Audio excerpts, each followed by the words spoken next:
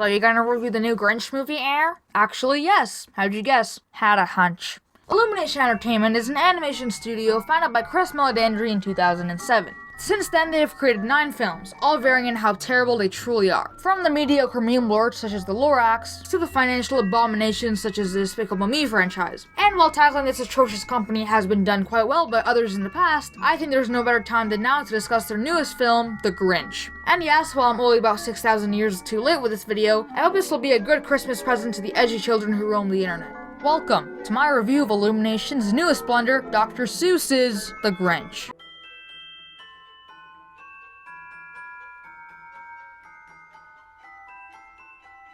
This movie centers around the classic story of the 1957 book and 1966 TV special by Dr. Seuss called How the Grinch Stole Christmas. And while it doesn't do very well, it still tackles it much better than their previous retelling of a well-known Dr. Seuss book, The Lorax. While making this video, I very closely compared this to The Lorax because both films are extremely alike. Both are about 2 of Dr. Seuss's most famous characters, other than the Cat in the Hat, respectively. And while the amazing Mike Myers version of Cat in the Hat and Ron Howard's Jim Carrey Grinch are technically also Dr. Seuss retellings, they don't quite resemble the similarities that The Lorax and The Grinch have. And while I did say those 2 movies are very similar, both through the basic storytelling, executive meddling, and animation design, I do think both movies pick their own routes in terms of what kind of story they want to tell. While The Lorax picks a moral tone, teaching kids about the importance of caring for the trees, while being an advertising sellout along with a car commercial, The Grinch decides to take a more lighthearted approach to the story. While the new Grinch isn't at all as amazing as the original for a lot of reasons, it is still better than nothing. So let's discuss why this Grinch will never come anywhere close to even imagining itself being like the original in any way imaginable. We can start with the design. One of the things I actually like in this movie is the animation. I have to say with Illumination, other than the advertising, the animation is something to commend them for. Everything moves and interacts very smoothly and looks very slick and charming. And while the darker tone would have added a bit of flair like the original, the safe flashy animation isn't at all a terrible thing. Although the bad part about this is the art style. The design of the characters are so much more lazy than the original. Even for the 1960s, the Grinch looked terrifying. He looked so menacing, which matched the lyrics of the iconic song that went along with it. But you know what this Grinch looks a lot like? It looks like they're not even trying. It looks like they never cared about the fact that the Grinch is kind of supposed to be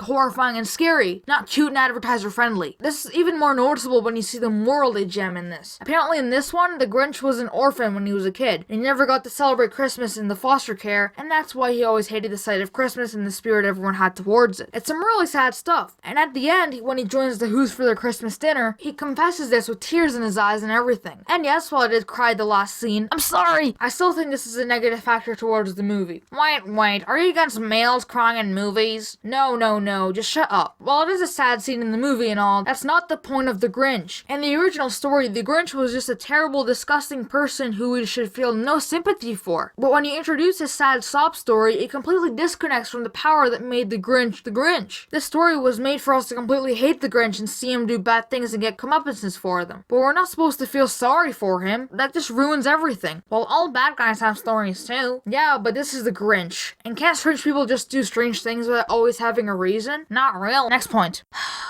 Moving on, let's talk about the characters. I mean, the story is mostly famous because of the characters after all. Let's see what they do with them. Well, other than the Grinch, there's a dog named Max. Sounds familiar. Doesn't ring a bell. There's also the fat reindeer named Fred. I love that show. And a cliche little girl named Cindy Lou. While the characters here are nowhere as bland as the Despicable Me or Secret Life of Pets characters, they still have zero personality whatsoever. The names are repeated so much to the point where literal family members call each other by their full names. It just sounds so awkward. Other than them, Cindy Lou's friends are your standard secondary characters, all with zero personality or hint of charisma at all. The Grinch is once again terrible, with varying personality traits and inconsistent writing, with him being mean one scene and just grumpy in another. And while I love Benedict Cumberbatch as an actor, his performance here was very underwhelming, which is starting to become a noticeable factor in his newer films. The story is very badly paced, except for the climax to the near end, which is brilliantly executed. But other than that, the movie stays on one boring scene for 15 minutes and goes to Grinch stealing Christmas for like 5. It makes the scenes feel mixed up and lose their priorities. A lot of people harp on the stretched runtime, which I think the original does much better, eliminating the unbelievable amount of padding for a 90-minute flick. And while the 57% Rotten Tomatoes score isn't bad for an Illumination production, the $150 million box office definitely is, when most of their other films get at least at the $500 million mark. Just goes to show the more garbage you throw at people, the more they back away. Eventually, these money-grubbing executives will learn to make better movies at a higher price, like Disney and DreamWorks learned 20 years ago, instead of picking the safe route and and picking quantity over quality. Until then, I'm A.S.K, and stick around for Secret Life of Pets 2, Minions 2, and Sing 2. Join the Amino in Discord. Thanks for watching, and I'll see you guys next time. Ciao!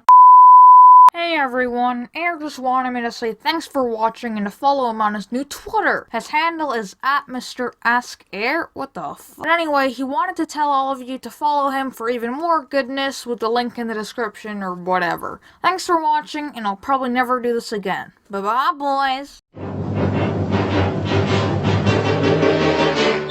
You're a mean one, Mr. Grinch. You really are a heel. You're as cuddly as a cactus, you're as charming as an eel, Mr. Grinch. You're a bad banana with a greasy black peel.